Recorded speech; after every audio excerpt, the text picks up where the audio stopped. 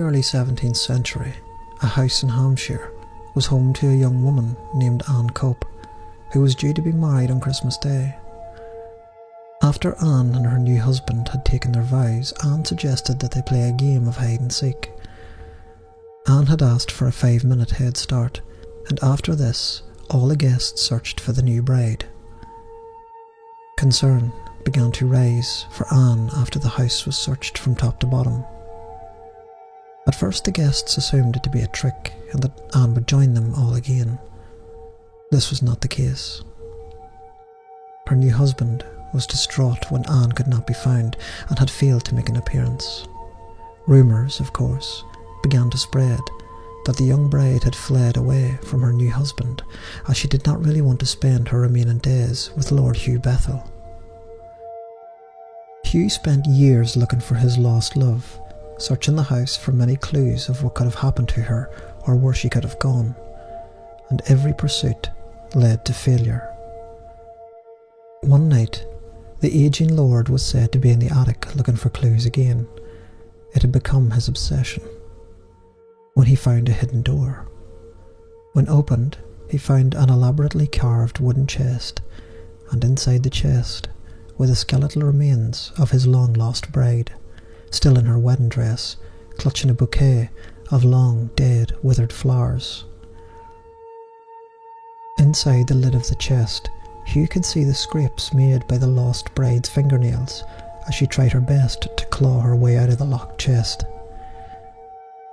It turns out, when the bride went to hide all them years ago, she found the chest, but the lock had snapped closed upon entering her wooden tomb, and kept her hidden all these years from her new husband.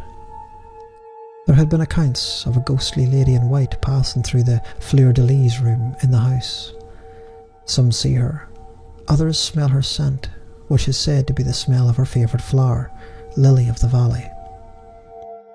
Other ghosts are said to haunt Bramshill House.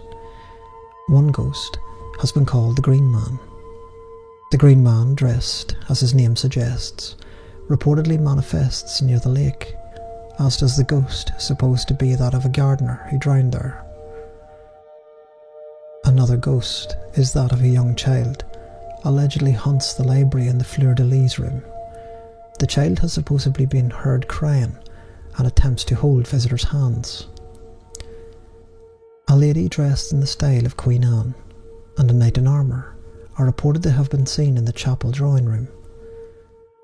The chapel itself is reportedly frequented by the ghost of a lady in 17th century dress, and by that of a nun. A young man dressed in 1920s tennis garb, reported to be by the Cope family member who fell from the train, has supposedly been seen in the reception area of the house.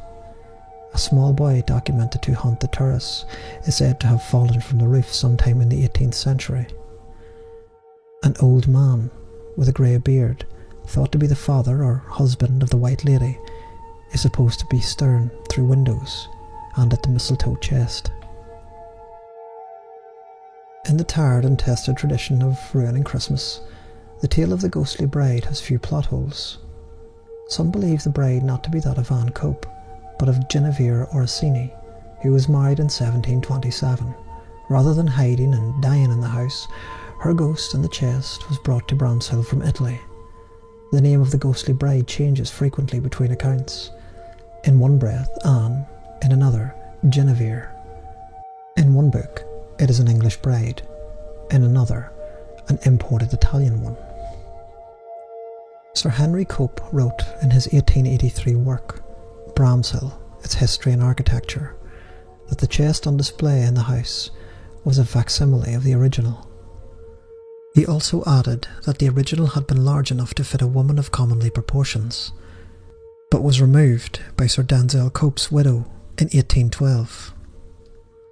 Throughout the 19th century, songs, poems and etchings were made of the gruesome tale, with the first emerging in 1809 under the title The Melancholy Occurrence.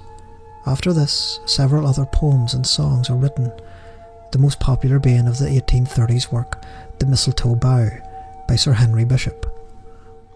The same story was retold by Susan E. Wallace in 1887 as The Old Oak Chest and by Henry James as The Romance of Certain Old Clothes in 1868.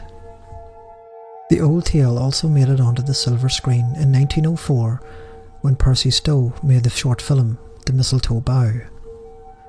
Since then, the story has reappeared in several incarnations, with a conclusion as grisly as The Bride in a Box. I imagine the young spectre to have many years left, be she English, Italian, fact or fiction. I'm going to leave that up for you to decide. Personally, I think this is one of the best ghost stories to be told around Christmas, about a lost bride and a lost love. This is a ghost story that has become legend and a reminder to keep your loved ones close, not just at Christmas time, but throughout the entire year. Happy Christmas.